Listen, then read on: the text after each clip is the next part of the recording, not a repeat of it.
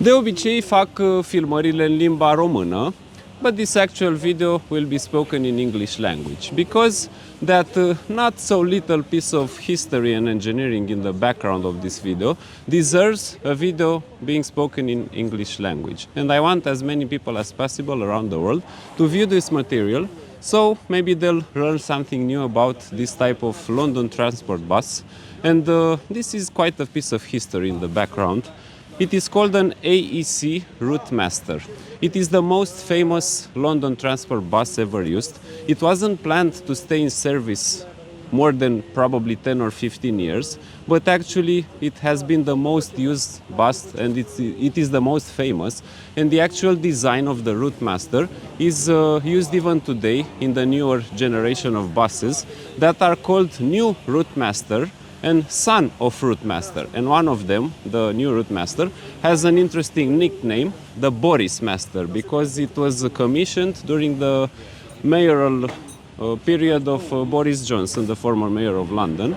But we won't be talking about that period today, because this is like a heritage bus. We are in Romania, in Bucharest, and some very passionate people bought this bus about 10 years ago. They brought it on wheels from London to Bucharest. They had to cut the roof off because the bus is very high and they couldn't pass under bridges, especially in Germany. So it has been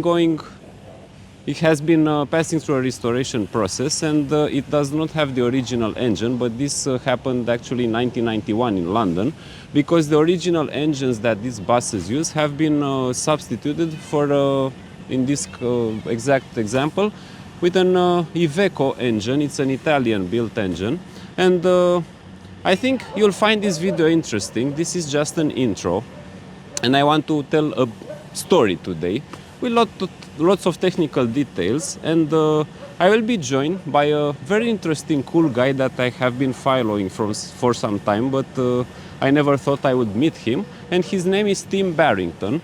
And he's probably the most passionate and entitled person that could work on such buses. And he's quite famous in the community, especially in London.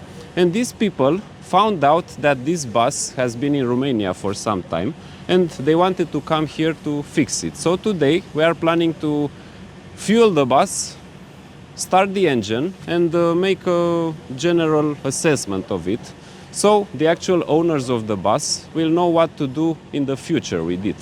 Actually, they have a plan. They want to use this bus at local competitions of off-road cars. And this will be like a home base or a home camp where you can drink coffee, do podcasts, and lots of interesting things. So I'm sure that I will make more videos with this bus in English language and in Romanian. And let's start with the story. I think when you say transport bus, you will instantly think of London. But actually they are not the only city that use this kind of double-decker buses. The logic for this kind of bus, it's perfect in a crowded city, because you can fit more people inside of it. Even if the bus is tall, it is narrow, and basically you can carry more people in a given volume environment. And I know, for example, Singapore also uses these buses. Even this exact design of bus has been used in Skopje, the capital of Macedonia. So they have a lot of nicknames. And I think they have a similarity with the fighter jet programs in the United States, because they are not all made by the same brand. This one is called AEC. This is the provider of the rolling chassis of this bus, but actually Park Lane Vehicles, if I remember well, is the company that built the body of the bus. But starting in 1900 and until today, there have been a lot of bus providers for the transport for London. And actually this design survived the test of time, because I don't think they have thought in the 1950s that it will be in service for 50 years. So even if only about 2,500 examples were made, most of them survived. And this, I think, is number 2692 or something like that. Maybe I made a mistake, not relevant. And as I've said, this bus has been in service between 1958 and 2005. Actually, they've started using Bristol engines in the first part of their lifetime, and because of polluting norms and costs, they had to switch to other newer engines. So this car has an Iveco built engine that has been mounted inside in 1991, if I remember well. It is an inline 6 diesel engine, naturally aspirated with direct injection, and it has all sorts of interesting mechanisms. And let's hope we're about to hear its voice in this material. So basically, as a, I don't know, intro finish, let's say, we have to realize that these kind of buses serve one purpose, but they have been built by different companies. Exactly like the US fighter planes, F-16, F-18, and F-117 and all the other planes they use. They are not made by the same company, but their existence has been ordered, let's say, by a company, by the state, for example, in USA. And these buses have been actually demanded, their existence has been demanded by the City Council of London for Transport for London. And this was one of the contracts and the most famous ones. And basically there are many types of this kind of buses. Some of them are short and some of them are long. The short ones are called RM, and this is an RML because it's longer probably. And also most of them have an open rear entrance, so they don't have doors there.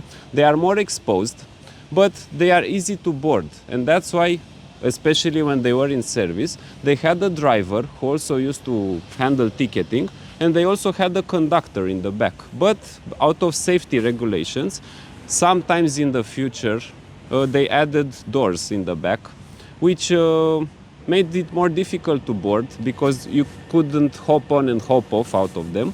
And this thing increased safety, and the actual buses that are used today are an evolved design of this one. For example, the new Routemaster, the Boris Master, and the SRM, they have two staircases, so you can walk through the bus more freely. They have 3 sets of doors, but as you may know or may not know, in London, the ticketing system uses those Oyster cards. They are kind of a digital pass. You use a card on your phone. And of course, tax evasion, fare evasion is a real issue there. And I've been in London many times and I know that. You have to check your card at the entrance and also at the exit. So the system knows how much you have been traveling, the fare zones inside the city.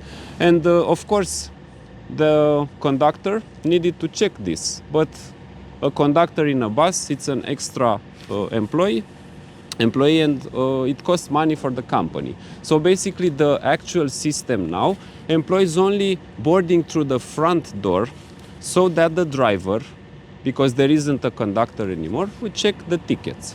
And so that's why the new Routemaster had this system in which they use 2 staircases, and they have been adjusting the height of the roof. For example, the top floor does not have a flat shape. I'm referring to the new design. This one has a flat bottom, but the newer ones are lower on the sides where the chairs sit. And this is because you can sit like in a taller position without having an actual taller bus, because most certainly you have to respect some limits there. And also this bus is very interesting because it employs building techniques that were inspired by aviation industry. Like Vespa, for example, the scooter, was built out of plain parts.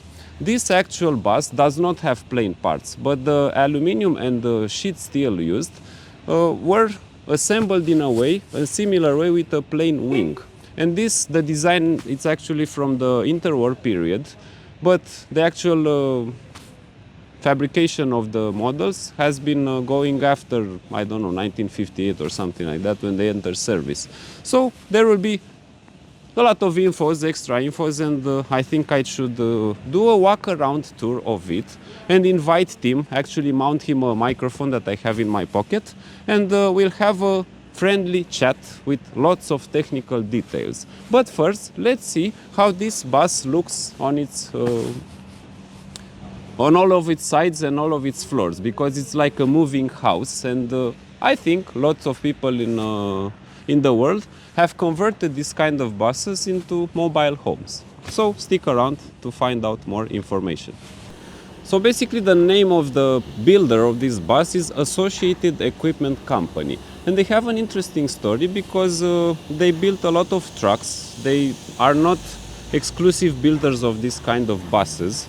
And I know that at the turn of the century, they bought the European division of an American company called FWD, which does not stand for front-wheel drive, but for four-wheel drive.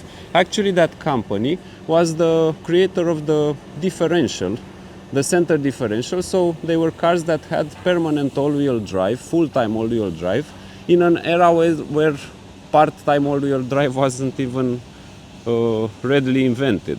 And they had all sorts of companies that built engineering stuff for lorries, buses, motorcycles, and they were bought by British Leyland, I think in 1968, if I remember well, and they started having contracts also with the military.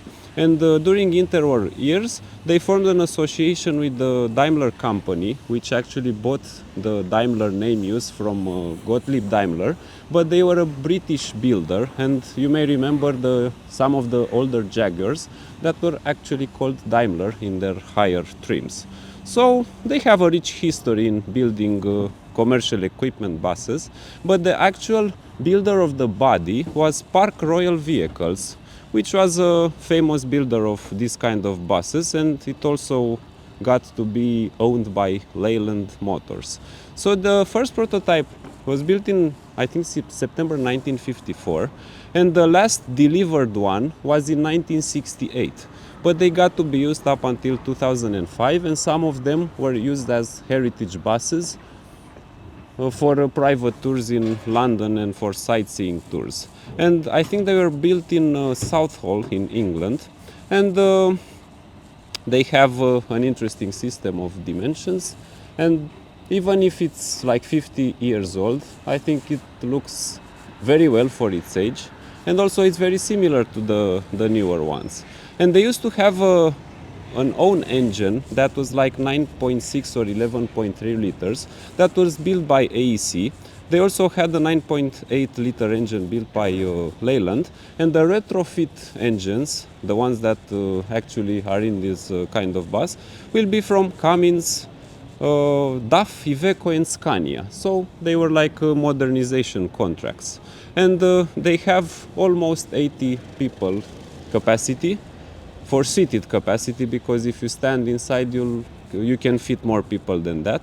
And basically the power level of this engine is like 150, 120 horsepower, because it's a naturally aspirated engine. And I know some of them have had conversions for the transmissions, Allison transmissions, or Bristol, if I remember well. But the first transmissions were 4-speed automatics from AEC.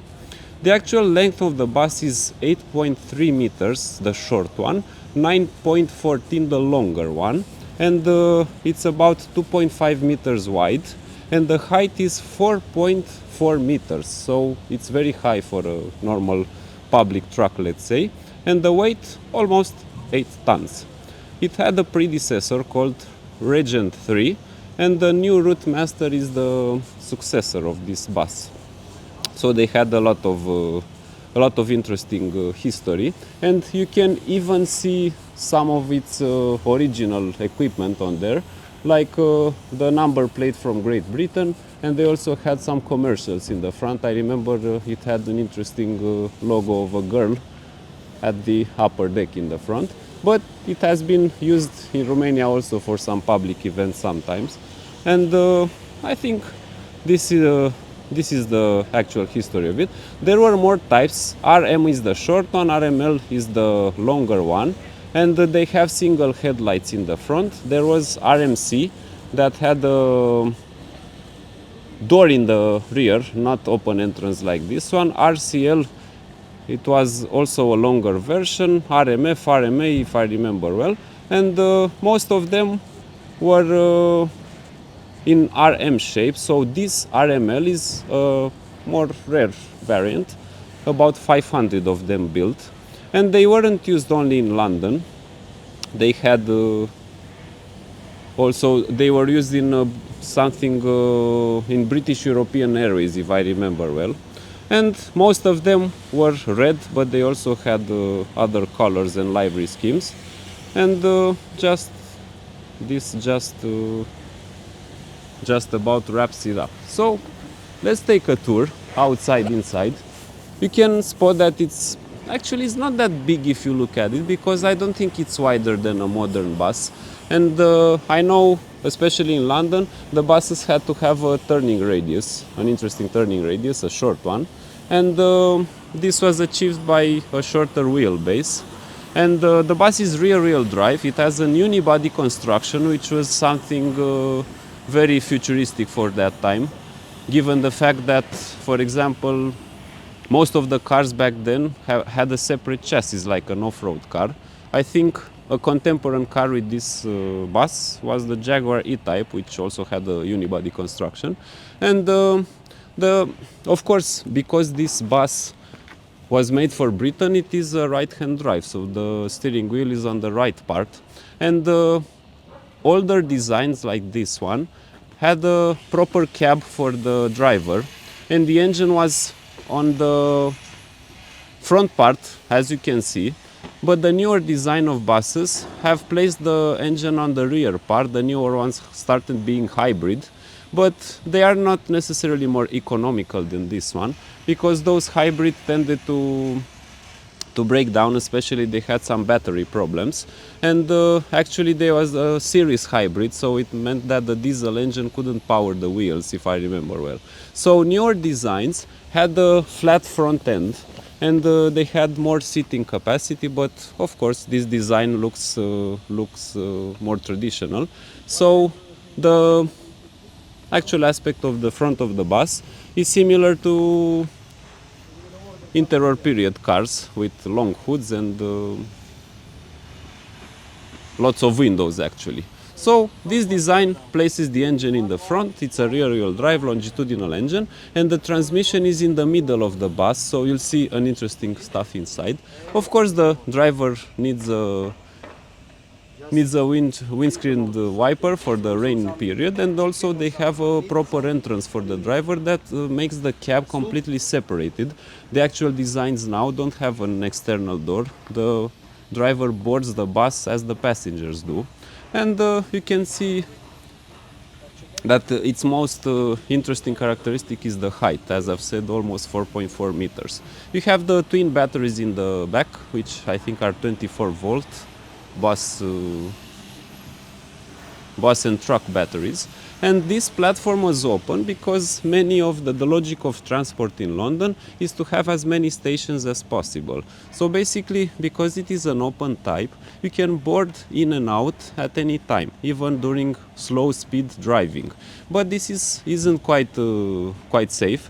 And if I remember well, Transport for London made the statistic, and they said that around 12 people died every year in boarding-related accidents. So they started closing the buses, and there was an experimental prototype built that had the engine in the back and the flat front end, but it wasn't so desirable. So basically, I think people got fond of this bus, of the design, and that's why it stayed so long in service. So you can see the boarding platform here. The materials are very simple and rugged. It's not a luxury bus, it's just made to have a decent comfort. And when you board it, you had two options. The conductor is in the back here, so basically that's why you have this ticket scheme here. And you could board in the front cabin here, or in the top one, using these staircases. And I think this is a button for a safety alarm or for demanding a stop, so that's why you have more of this. And this is like the fire extinguisher was placed here also. And you can realize, I don't know if you see it from this video, but the actual height of the floor is not that great. And I'm 1.9 meters tall, and I think this kind of bus is as small as London Tube, the ones used on those deep lines. that actually have a similar shape with this bus. And the original seating configuration has been altered because the bus does not have all the seats installed, and it will be renovated and used in a different purpose. It won't be a transport bus. So in the future we'll see its renovation. Today it's just about presenting the basic stuff of the bus.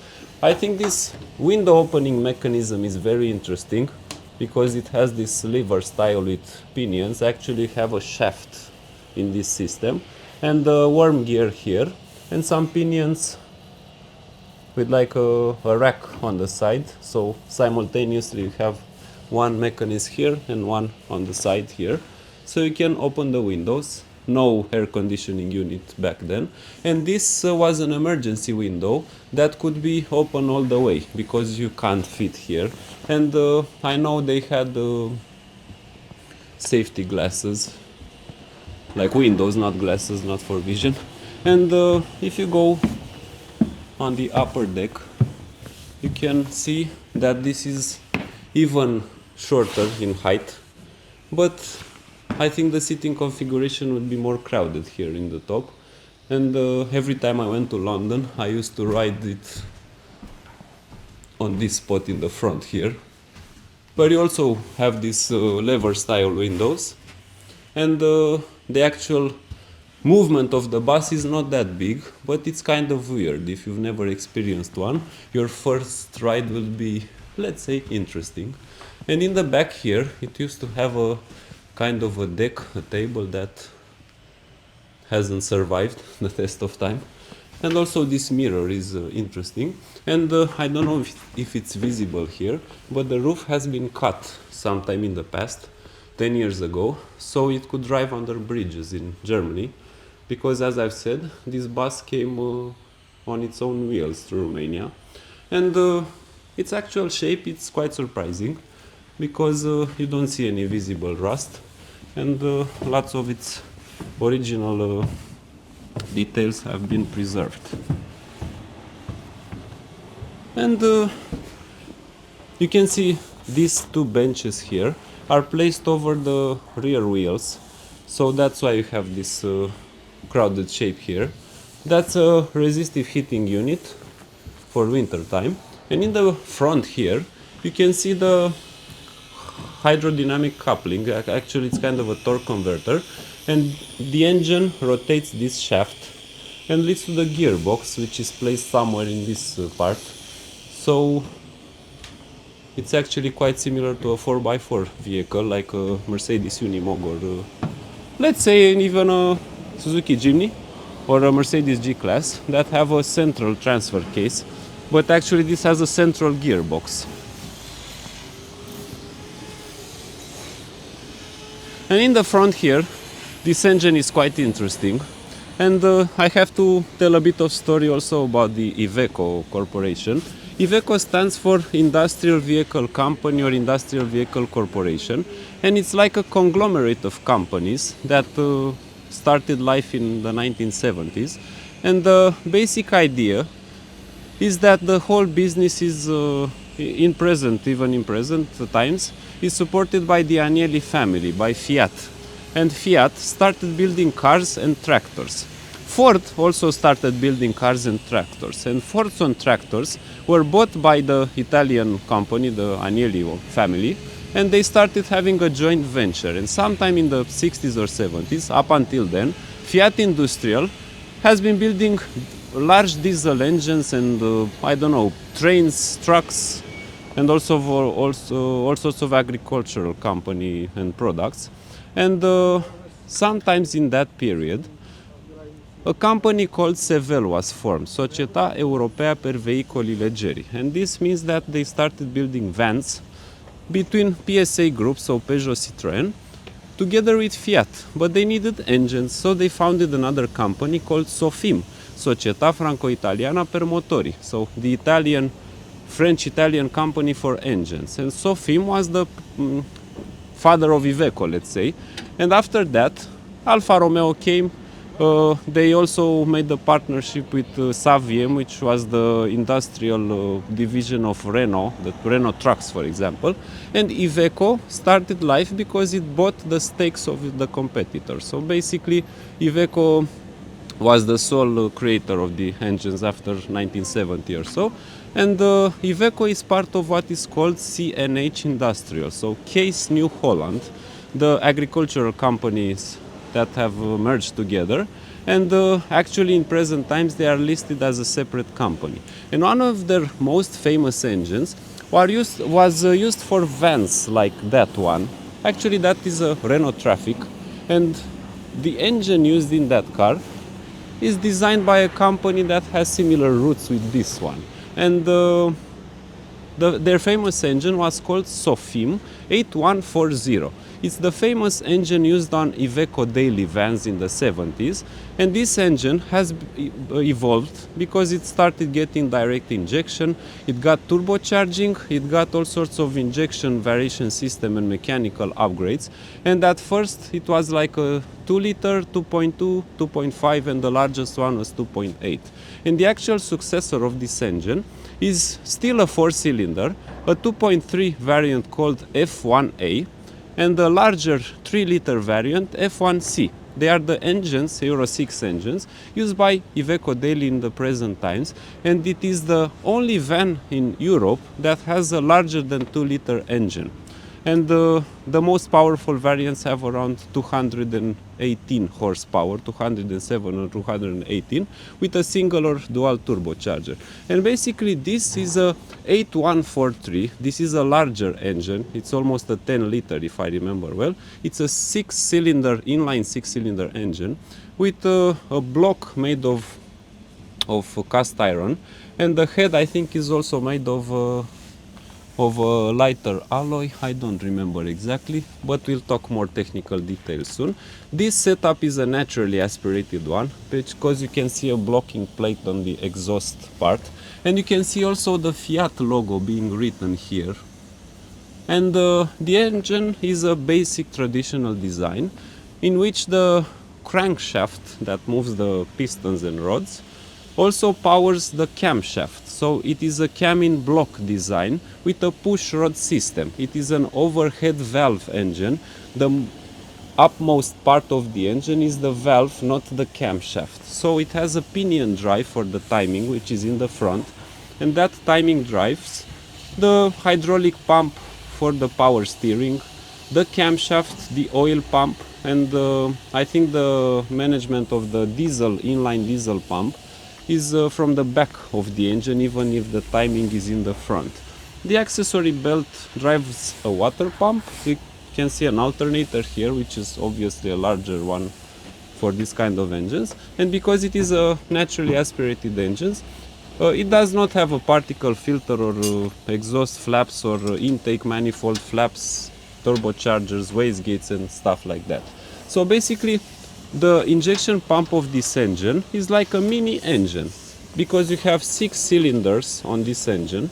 You also have 6 pistons for that pump, and the pump is synchronized with the crankshaft and pumps fuel in a direct injection arrangement. So you can see 6 injectors here, some of them, and they also have a return line, the metal part here where I have my finger. So it is a quite advanced engine for its time, because they have a direct injection in a period where most of engines were indirect ones. This is a truck engine, not a car one, and this kind of engine has a very known, let's say, follower, the engine that was built after this one, which is called Iveco Cursor. Iveco used to have a very interesting truck back in the 80s that was called Iveco Turbo Star. It had inline 6 engines similar with these ones, but it also had a twin turbo V8 if I remember well, which back in the 80s developed almost 500 horsepower. It was the most powerful truck back in the day, and I know some in Romania that have been restored also.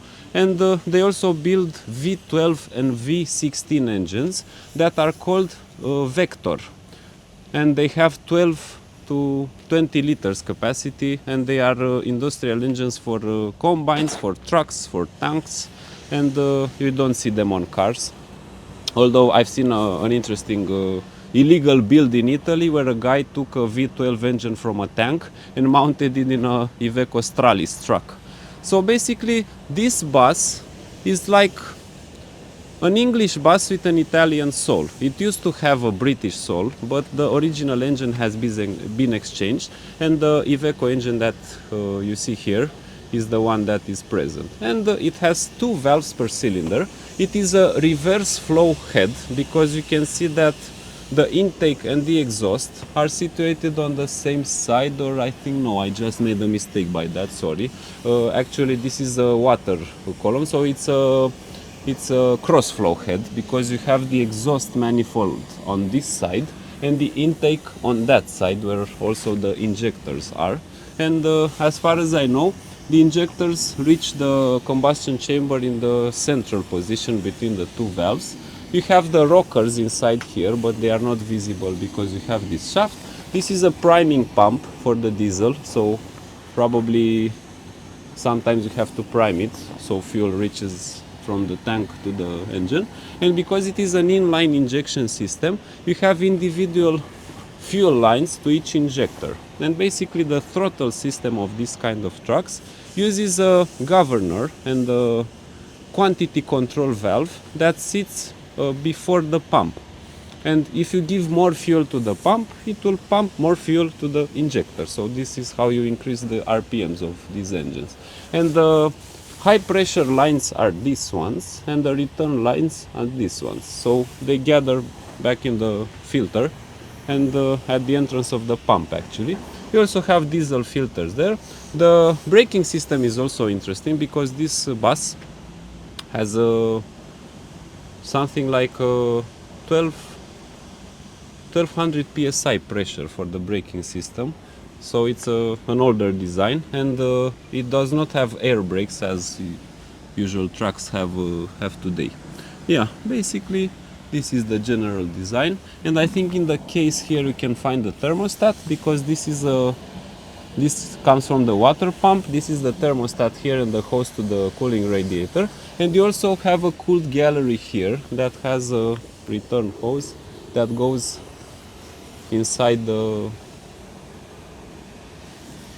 body of the truck. And also another interesting system or thing, if I remember well, it has front independent suspension. You can see the wishbones here. Upper wishbone, lower wishbone with a normal spring, whereas in the rear you have a rigid solid live axle as it's called.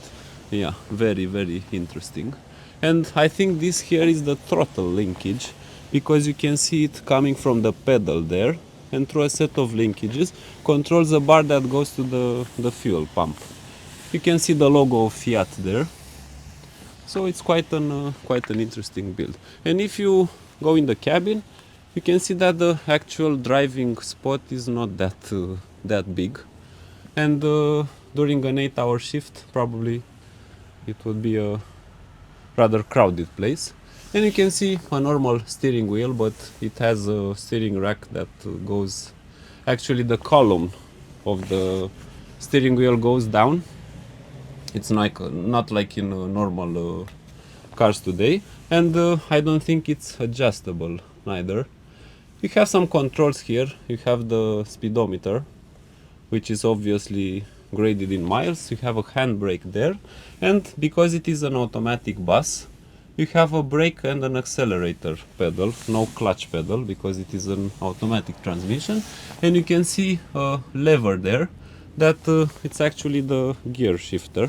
And it's interesting that it does not have a formal staircase. Usually Peterbilt American trucks have this system also. You actually have to climb on the wheel, and I'll try to get inside this cabin. The seat seems quite comfortable. You have the electrical fuses there. And it's actually electromechanically controlled. So this is an electrical actuator that has lines, electrical lines going to the center of the transmission. And also, of course, it was an appreciated bus back then because it had power steering. This is an interesting system. And you can see the wooden work here on the windows. It has a small window or a larger one, which actually is the door, if I see it here. An emergency brake here. You also have more levers there. And enough of my talking, maybe you got sick of it, so Tim will be joining along from now, and I'll put a small stop on the video so I can mount the microphone on him and we'll have an interesting chat later. This is a quite unorthodox flashing procedure here, but it's necessary. I think it hasn't been started for at least 10 years now. 2 years. 2 years, so it's not that stationary, let's say. Yeah. And we have a little bit of problem here. We had a problem with the hose because we didn't have any hoses. So you need a lot of water to flush the system. This is the cooling tank here. And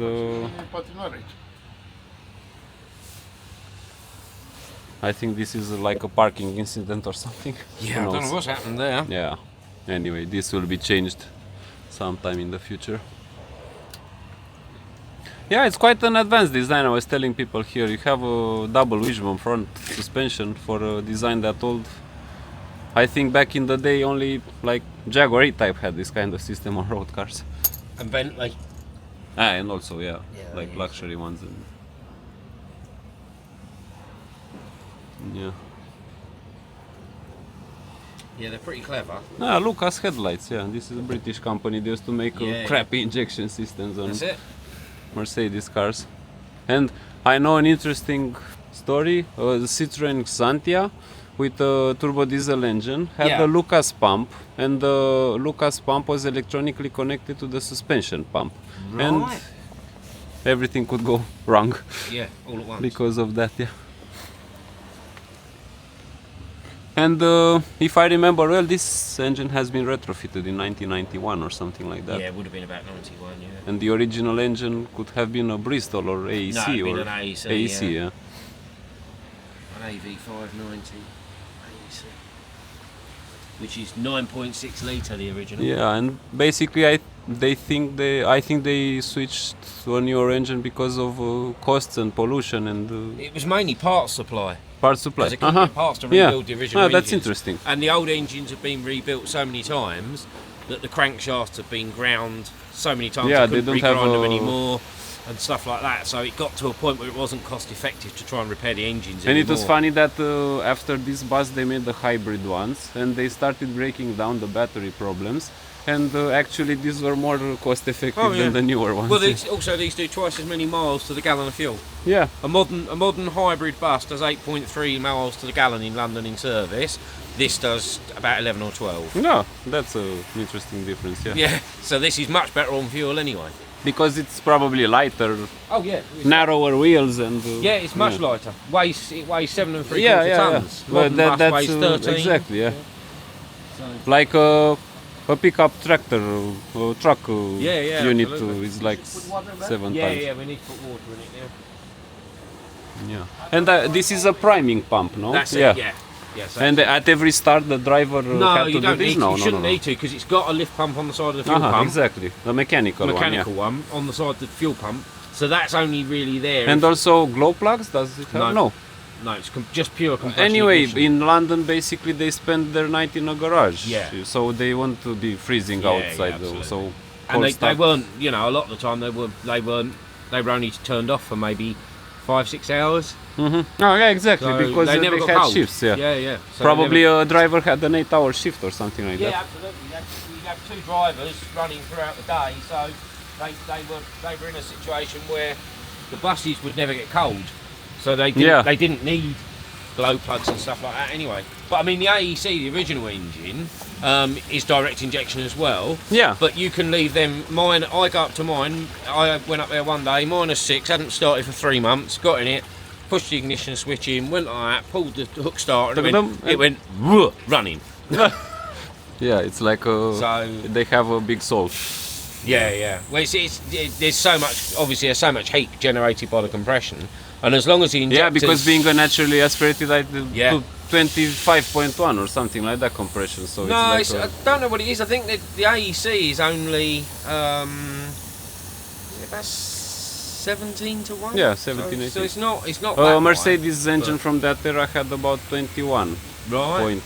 something like that. Yeah, to that's 1. quite high, isn't it? 21 to 1. Yeah. But it's... And you know the actual mileage. So in I don't know, 1 year, how many miles would it be driven through London?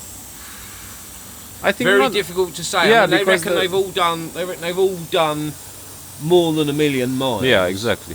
But it's very difficult to say because obviously different routes ran for different amounts of time. So some yeah, some routes are shorter, some longer. Yeah, and I know some of them were appreciated because they had a long ratio for the differential, and they could be driven outside of the city. So you had the coaches with the doors at the back. They had what they call the mid-diff, and they do about 50, 52 maybe. Yeah. But then you had the ones they use for the airport service. And this is a slower one because it's in they had the British Airways service. And they do 70, 70 75, something like that. Yeah. So they go a lot faster still. So they've got what we call the big diff in them, the high-speed diff. Yeah, also I used to film some pickup trucks lately, and if you want pulling power, you go with the higher, lower ratio diff actually, the higher number. Yeah, absolutely. This is newer for sure because the logo is newer. Yeah, absolutely. Yeah. Well, they're the head of anyway, this is plastic. This can't last more than 10 years probably. But that is, I mean, that's what they fitted when they put the engines in. Yeah. They put these header tanks so this in. Basically this came with this. Yeah, absolutely. Yeah, exactly. But the engines are much older. These engines, when they were fitted to the buses, apparently these engines were factory reconditioned. Yeah, this is in probably a marine engine or something like that. Yeah, so these engines when they were fitted were second hand, but factory overhauled. And also, I think it's quite. It's not. They're 1960s or 70s. The engines. For the design, I think they are advanced because of the direct injection. Because it's a cross-flow head. Yeah. A reverse flow was the norm back then. So if you look at the Mercedes car diesel, it had the intake. Whereas the AEC is a cross-flow head with direct injection. So, but I think for big engines that was a lot more common. They also started using unit injection pump systems, but not on these buses, on their trucks. And after 2006 they switched to Camorel, the Cursor engines, which are newer, the E96, the newer ones. So what's that? Is that the unit injection? Oh, is that the... Like a TDI, where you have a... TD5? Yeah, and you have the lobe, the cam lobe that presses the plunger. Yeah. And there is Volvo do that with their lorries, don't they? Yeah. Now they all gone Camorel. I think Renault was the last one in 2012 to switch to Camorel, but actually Renault Trucks is Volvo. So, and I've been documenting an interesting injection system recently. It's called HEUI. It's built by Navistar Cummins, and it's a unit injection that obtains pressure through oil pressure, not through a plunger. So the injector has two chambers. And the ratio difference is 6 to 1. So basically you get a lift pump that pressurizes oil at 300 psi. Wow. Or no, actually 300 bar. Wow, and that's a lot of pressure. That pressure is fed in the upper chamber of the injector. Yeah. And the lower chamber has a diesel chamber, but it's 6 times the volume.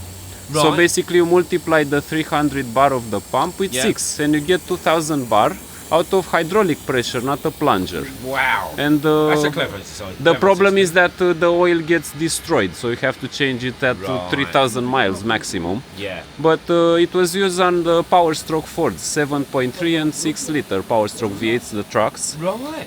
Caterpillar trucks, Navistar, and it was a rare, interesting system. Yeah. So that was Cummins, you say? Yeah.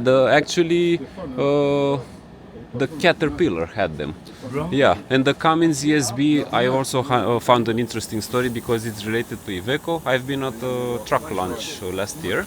Right. The new Iveco S-Way, the son of Stralis, right? Let's say, and they had a 6.7 engine for the Euro cargo trucks, the smaller ones. Small ones, and yeah. its aspect was identical to the Cummins ESB. And I asked one of the designers, is this a Cummins?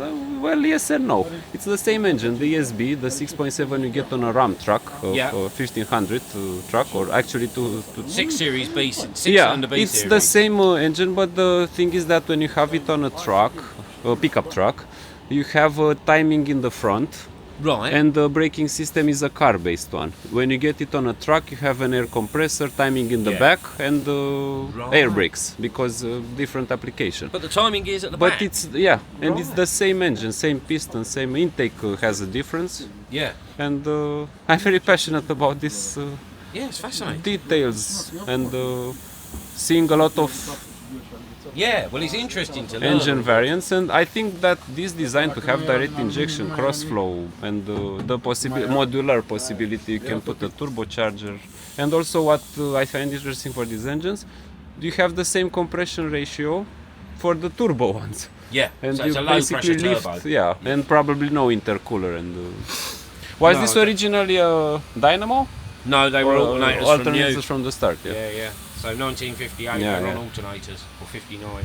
And actually, an interesting system is that this being the crankshaft is lower, the cooling fan is directly driven by the crankshaft, not the water pump, as you can see in cars. But actually, you can fit it here because it has this absolutely interesting screws. Well, the reason that they did that was because the idea was that whatever happens, the fan, even if you it spins. Yeah, If the belt breaks, well, with problem, an AEC, it's not belt-driven pump. Yeah. The pump's And driven off actually, a camshaft. you're right. I forgot to mention this aspect. This engine does not need electricity once it's started. No. Because it's mechanical. Correct. Yeah.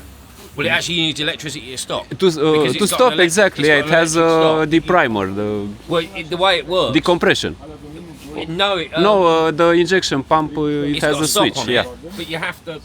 Where the Cummins that they fitted at the same time as these in '91, that requires electricity to keep the fuel stop open.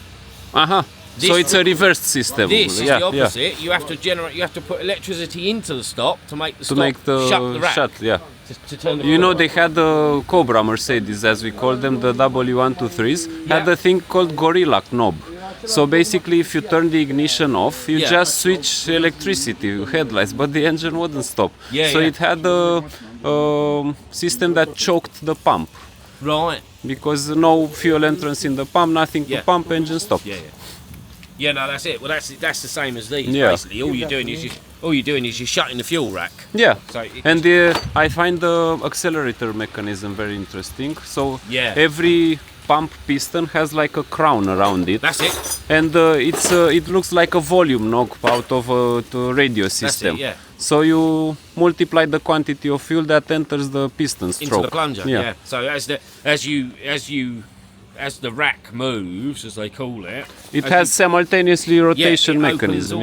All of the plungers allows more fuel into all of the And plungers. I like to make a lot of connections to normal lifestyle. So, for example, if you drink water from the tap, you can have a lower quantity or a higher one. Yeah. The movement of the glass to your mouth is the same. Yeah, absolutely. But if you have 10 milliliters of water, it's idle. Yeah. If you have 200 milliliters, it's full power. Yeah, so exactly that. Yeah. Should we crank it up? We can try it. Yeah. See if we got any power. This should be interesting. So it has the battery connected.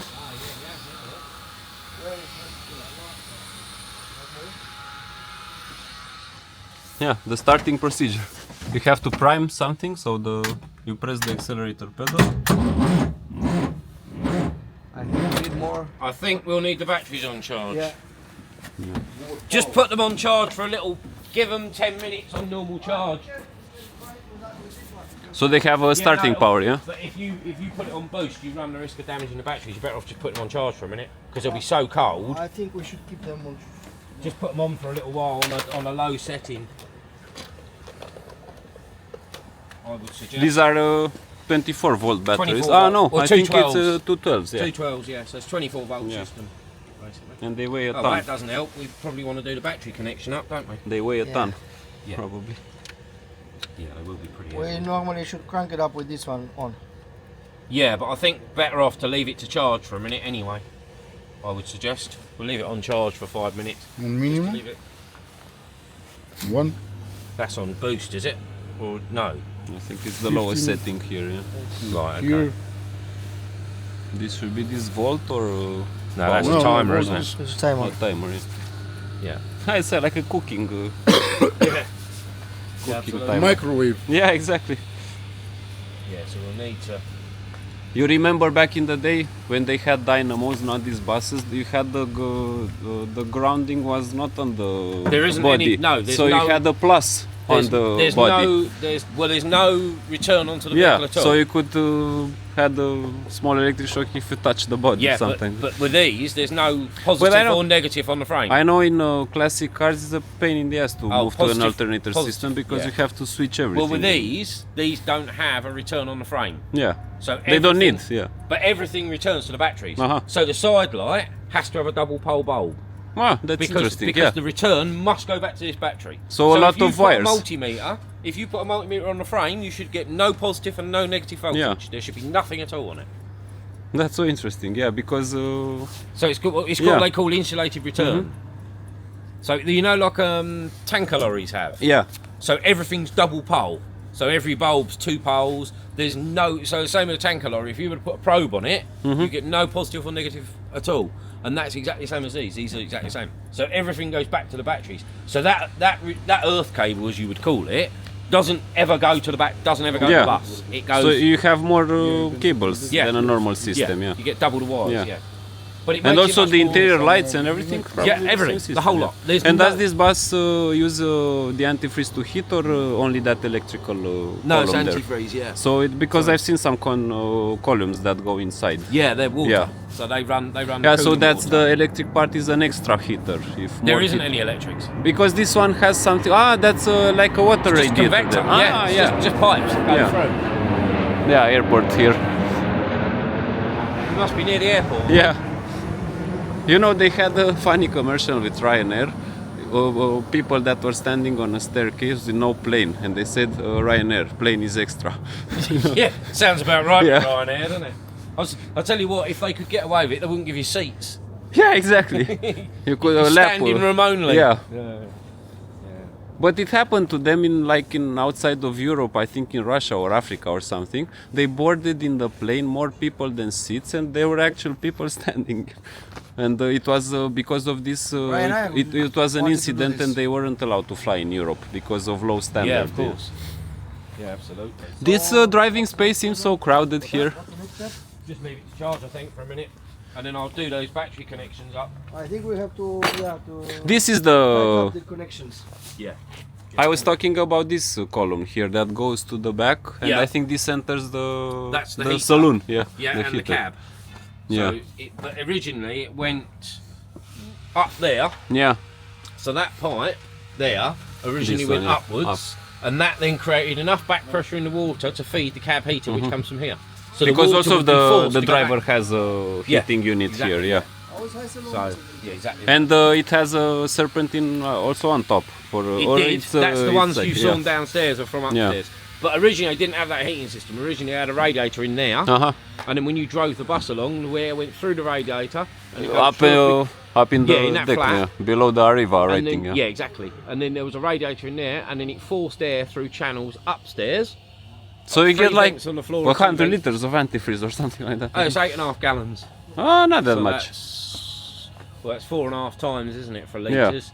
So 35 or something. Yeah. Yeah. Yeah. Yeah. So Actually, like a plug-in hybrid car, a modern one has 16 liters. Does it? Yeah, because it has the battery, the cooling on the electronics battery as well, and everything. Right? Yeah. Wow. And more heating, like heat exchangers and Wow. yeah. Yeah, This that's- one that's does crazy. not need this kind of. No. Well, these actually run too cold because they've got a 76 Yeah, degree exactly, thermostat. yeah. So they actually run cold. If you rather let than it hot. idle, it will never boil because yeah. Oh, they just don't get Yeah. hot. You can't even get them to open the thermostat. Yeah. It's such because it's designed to be a turbocharged engine. It's obviously designed. Yeah, for a lot more exactly. heat, So you it know? has a heating capacity. Mm. This is the oil filter here. No, that's No, a that's- centrifugal oil. Yeah, it's a so it's a centrifugal oil separator. filter. Yeah, Yes, it's a centrifugal oil filter. That is. I think So- this can run on everything. Yeah. Probably. Also, indirect injection with a combustion chamber would accept like lower quality fuel. Direct injection not that much because you can clog the injectors. But Yeah, anyway, well, if you've got decent filters, I mean, a friend of mine runs his. He's got an AEC and he runs chip oil, second-hand chip. yeah, exactly. So as long as you filter it well, and Yeah, exactly. You, 'cause You I mean, don't this get has got- potatoes in the injector. Yeah, exactly. But I mean, this has got you've got your fuel filter down there, which is a big canister, which Yeah. is under there, and then you've got another filter there anyway. Yeah, it's And then you've got a little secondary one. gauze filter in the inlet into the pump. Like a mesh, Yeah. a metal mesh or something. Yeah. So to be fair, there's quite Yeah. a few places that it will catch the fuel, anything that's in the fuel. And the it will catch. thermostat should be here. That's it. It's in Yeah. there. Yeah. Large diameter thermostat. You know, we used to have a saying here in Romania. We have the Balkan or Romanian thermostat. We put a cardboard in front. Yeah. My dad Yeah. always used to do that But in the winter. problem is that in modern cars it could be quite dangerous to do that because you yeah, have bottom a up. regulated system and Yeah, if yeah. the thermostats work well, you don't don't need need that. it, But no. of course, if it's very cold, the air that goes around the engine cools it too much, so it has a logic. Yeah, absolutely. And with modern cars, it's such a shitty design sometimes because, for example, I had what you call a Vauxhall Astra H. Oh, right, it's yeah. a national car Awful there. thing. Yeah. Yeah, exactly. Well, it's a and Vauxhall, so say no more. yeah, and it didn't have a temperature indicator up front. You could see the temperature in a secret menu and crap like that. Yeah. But the problem is that I've been running with a bad thermostat open. Thermostat that got stuck open for Yeah. like 5 years or something like that, and it never. I never paid attention to the fact that sometimes it wasn't enough heat in the car. So basically, the computer thought the engine was cold, Runs and it it on had choke all the time. run a rich mixture, and Yeah, the catalyst went dead. Yeah. My M5's run. My M5 thermostat's stuck open slightly. Yeah. Not a lot, but they Better should than run. closed anyway. They should run slightly over halfway if you're driving them hard, and mine always Yeah. runs Anyway, just under. BMWs. Yesterday I filmed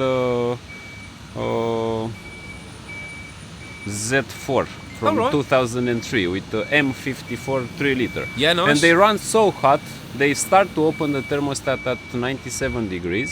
Wow. But the problem is that this high temperature gives efficiency because of the oil film and stuff Yeah, like yeah. that, but it cooks the valves themselves. Oh, of course it will, Anything yeah. is not that's not metal. Yeah, it goes destroys it. Goes Yeah. this to bankrupt. Yeah. Oh, of course it will. All the Yeah, plastic and inlet manifold, everything. people resoft them so that they open at 82 degrees or mount a lower temperature thermostat. Yeah, well, that makes sense.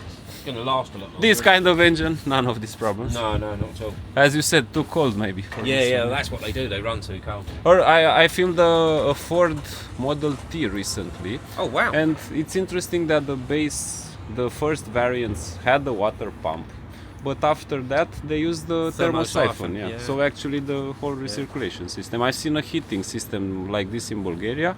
So you had like a heating unit from a room Yeah, put in a stove, yeah. and the room was filled with extra heating elements. Yeah. But the water had the natural flow Yeah. inside that My room. friend's That is my friend's a steam engineer. He Yeah. like, builds steam engines and stuff. external combustion engines. Yeah, exactly. Basically. But he's got an Argo. You know an Argo? Yeah. So he's got an Argo, and he's got that plumbed into his heating system. And he's got radiators in 3 levels. So he's got Yeah. radiators in the lower floor, radiators upstairs, and radiators in his loft. And this Argo creates enough heat that the thermosiphon pumps the water around the whole Yeah. house. So it's like a Incredible. natural circulation. Yeah. But the water, by the time the water drains back into the radiators downstairs, so by the time it gets to those, the radiators downstairs are only warm, they're not hot, but they don't need it because obviously you've got the Argo downstairs. Yeah, creating exactly. Heat anyway, so you don't need all the heat downstairs. I've seen also. I've been Clever to Castrol oil factory in Germany, Yeah. and they use residual heat from steaming processes and everything, and they even run coarse oil through the heaters. to Because thin it they down. already have heat. Yeah, so yeah. why pay on Why electricity waste or it? something? Yeah, absolutely. So it's That makes perfect sense, doesn't yeah, it? quite an interesting. Well, they used to do system. it with power stations, coal power Yeah, stations. exactly. They run the flues through the water, Yeah. so the water that's going in to be created to be made into steam, i.e. for the turbines. That water's already gone through, exhaust already passed through it, so it's already started to heat it up. Makes sense. If you've got heat, you might as well use it for something. Yeah, exactly. You know? If you're running a factory or something It's like that. Residual heat, yeah, have to use it. self-sustainable. Well, you've got it. You might, and if you need heat to start with, and you've got heat there. Why wouldn't you use it? It's Yeah, free, exactly. effectively. And also this Toyota has an interesting heating system. It has a viscous heater.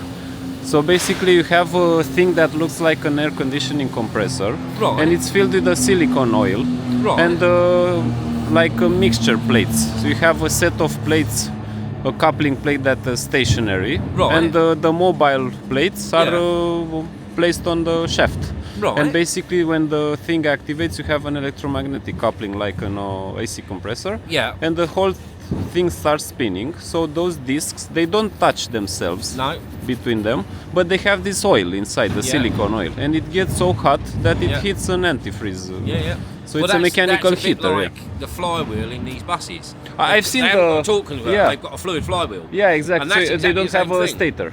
It's only turbine and impeller. Yeah, here. exactly that. Yeah. So, but what that obviously does is if you keep that stopped for any period of time, It heats up. It heats yeah, up. because you It- have a rotational Yeah. difference. Yeah. Yeah, exactly. The engine side spins and Yeah. the transmission one yeah, exactly. does not. So they've actually got these have got on them what they call a fusible plug. So Uh-huh. the filler plug, the oil filler plug, you'll see one of them has got like a little hole in the middle of Mm-hmm. it, and that's filled with lead. And when it gets to a certain temperature, that lead will melt and allow the oil out. Because Yeah, one of it's these- like a safety feature. Yeah, because one of these burnt out in 1968 because of because that. the flywheel Yeah. got so hot it exploded, and Wow. the minute the oil came into contact with the atmosphere, it was Instant that hot, fire, yeah. it immediately ignited, Yeah. and It's it burnt like the entire bus out. external combustion. Yeah. Yeah, I know Mercedes, when they used the Borg-Warner transmissions, the 3-speed automatics, Yeah. they didn't have torque converters. It was like they were called fluid couplings. Yeah. But they don't amplify torque, and that's when they invented the stator, the Yeah. part that sits between the pump and the impeller, Yeah. which can only rotate in one direction, and you could control the stall speed because you can change the angle of the oil suddenly, so you don't have touching components there. But the viscosity of the oil transfers this, and you can amplify the torque. That's Yeah. torque converter. That's Yeah. it called. Well, but the way those original Borg-Warners, what some of them did, I don't know if it was the same in all of them, but I think the Rolls-Royce and Bentley way they worked is that as the gearbox, one of the shafts in the gearbox increased in speed, it increased the oil feed. Yeah, it's like a and governor. filled the flywheel up more because the flywheel, if it's got too much oil, it doesn't work, and if it hasn't got enough oil, it doesn't work. Yeah, exactly. So what they did was the oil level started low. It's like And a then governor, a regulator. Yeah. But as it got more and more oil, it gave more and more drive, so it acted like a torque converter. But it was constantly variable. Yeah, and after Very that they clever. put the lock-up clutch for newer transmissions, which Well, Leyland used to put lock-up clutches on their coaches. Yeah. Many. so they acted like a solid shaft. Yeah, exactly that. Yeah. They had these clutches that fly. They weren't electric; they were just mechanical. Yeah, So yeah. when you get to a certain revs, they'd fly out and lock the lot up. And another interesting system, for example, Honda didn't actually wanted to pay for a transmission, and they started contracting like Borg-Warner, please build us a transmission, and they were too expensive, and Yeah. somehow Soichiro Honda felt that those guys were mocking him. Right. With your small company and small engines, go fuck yourself or something like that. And he said, okay, I'll build my own transmission. And he built a torque converter with a variable lock-up clutch that was controlled by a governor. So basically you had normal manual gearbox pinions with a torque converter. And they've been using this system up until 2017. Wow. Without paying royalties to other companies. Yeah, so it well- was their own Well, design. much better idea. If you not pay other people, then that's got to be the. Or they invented the lean burn carburetor Right. with a secondary injector. Right. In the carburetor, basically those. It could. What do you need? I'm looking to see if there's a third. I've got a suspicion those battery No. connectors are going to be 13 mil or half inch. So I was just going to. It might get away with 12. Just that one connector. No, acum. Yeah, so basically the batteries are charging. I know it's gonna be a long video, but I think it's worth it. And now you'll remove the charging connectors. Smaller anyway. We use a smaller one? Oh, okay.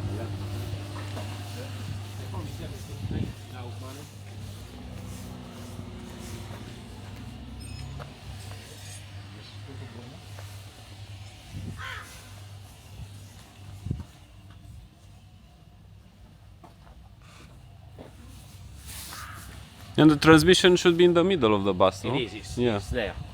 Yeah. Gearbox.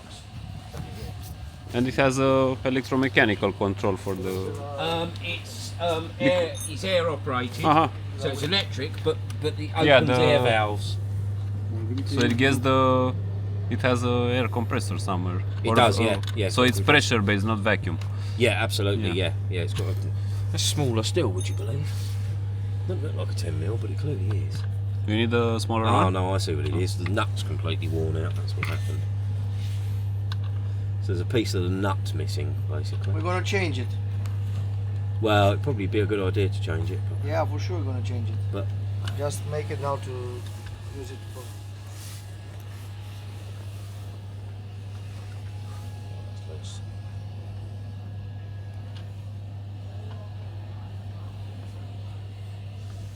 Such a pain in the ass if you have a flat tire on the inside. One. yeah, you've got to take both wheels off. Yeah. Take this off charge for a minute, because I'm going to need to pull that off.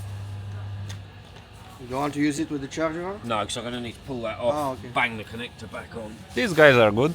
I have headlights from them. Yeah? Yeah.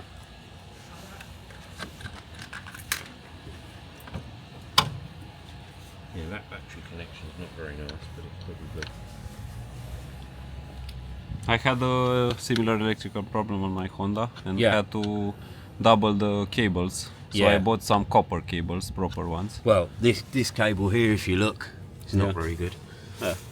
So At least it's 13. it should start. 13mm, don't we? We've got 13mm. That's going to be the next problem.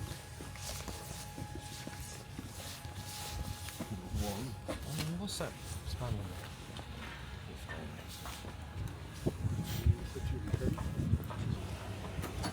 So after a couple of minutes, we're back. Oh, turn the isolator on if you'd be so kind. Thank you. Realised I've still got it isolated.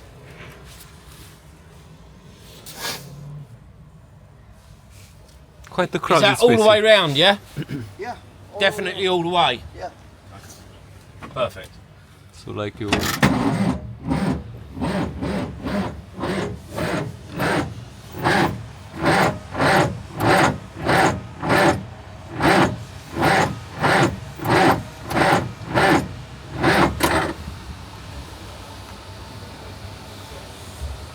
It needs to go because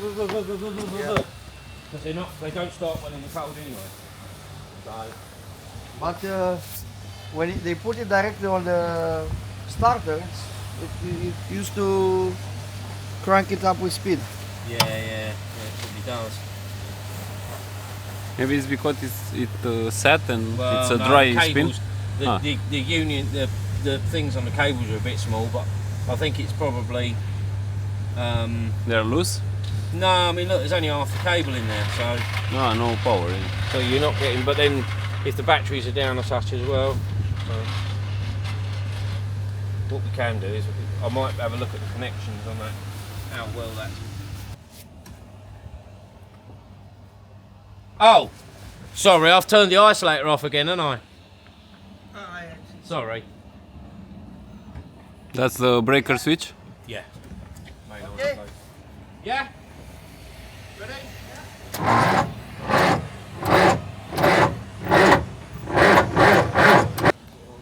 At least it spun a bit faster. Yeah, absolutely. Yeah, well, smell all the cables though. Yeah, exactly. Slight burn smell. Yeah, Not that's small. the cables because it's the ends on the cables, isn't it? Because Yeah. they're not really thick enough. The Yeah, cables they are have, okay. The resistance, yeah. Yeah, the cables The are ends okay. are the problem, Yeah, yeah. exactly that. Yeah. Yeah, that Yeah. was also on my car the problem.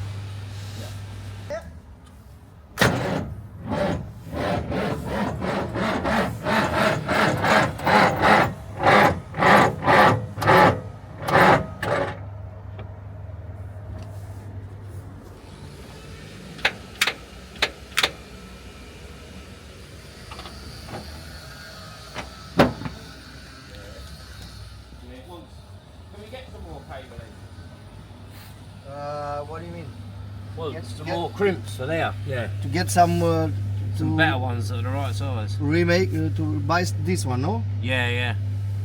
And also, Yeah. it'd quite nice to change those battery connections, really. But now I think it's okay. But this one, there is a problem there. Yeah, yeah. Where should I get this? De unde luăm? We need a tool to do them as well. Cred că really. le era Merlin aici. Da? Da. What do you need? You need a tool to crimp them up, don't you? Yeah, I used to. It's like a clamp That's it, yeah. to do that. I need to know the thickness of the cable. Well, I can take a cable off for you. Yeah.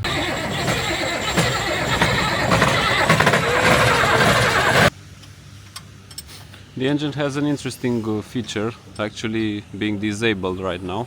It's called an air valve, and it's on the throttle linkage. Basically, when the automatic gearbox changes gear, it reduces the load of the engine. So basically it's like lifting the foot off the accelerator pedal, but this air valve just closes the linkage automatically, and it is bypassed because it didn't function properly. So you press the accelerator pedal and the fuel pump wouldn't actually function.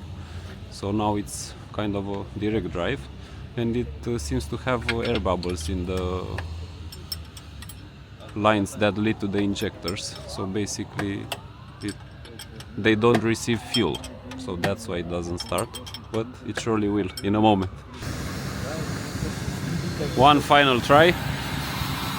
This is a heat gun. They heat up the pump, so maybe the elements would be easier to unstick, those pistons, and we'll run it on brake cleaner, just like a gasoline engine. Foot on the floor. Yeah, so it's still running on 3, isn't it? So 3 injectors are working, 2.5 maybe, 3, and the rest are not.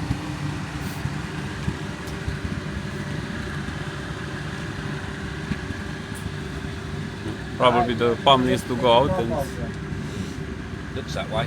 the pump needs to go out probably. Yeah. How hard is it to take the pump and the injectors? You don't want to take injectors out Why? because they tend to lift the sleeves out of the cylinder. They've got copper sleeves they sit in. So? that are pressed- Șaibele de foc. Well, if they lift the sleeves out of the cylinder head, you've got to take the cylinder head off to put the sleeves back in. Oh, fuck. Yeah. But I'd leave the injectors where they are. I mean, if they are loose, I mean, if you take the clamps off and they'll come out, fucking great, take them off, get them done, without a doubt. But if they come off, if they come out easy, if you've got an injector puller, we can try them, lift the clamps and see if they'll move. If they move, great, we'll take them out and send them off. But if they show any sign of resistance, leave them where they are. Because if they show At any least sign we of know the engine runs, but obviously it has been sitting for some time now, 2 years. So basically the injection pump needs an overhaul, at least cleaning, which can't be done with the pump mounted on the engine, because you cannot remove the base plate that gives you access to the fuel metering sleeves that are connected to the accelerator pedal. So this means that tomorrow they will try to get the pump out and recondition it at a local shop here somewhere in Bucharest. And I think this is the end of the video now, because it's obviously that the engine won't start now on its own. It just runs on brake cleaner, and this means that it will need some external help with the reconditioning. And now it's late, it's cold outside. Tim's got his plane tomorrow evening, so basically they will try to sort it out in the morning, and I'll keep you posted on that. Go again. Danzies, man. Click it to stop. That's it. Now try it. Go back to the stop again. A couple of times on the stop. Try it again.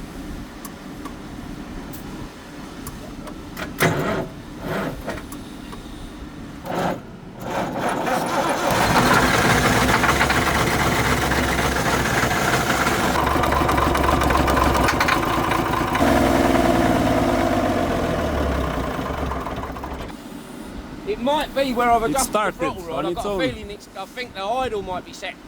Screw might be too far in.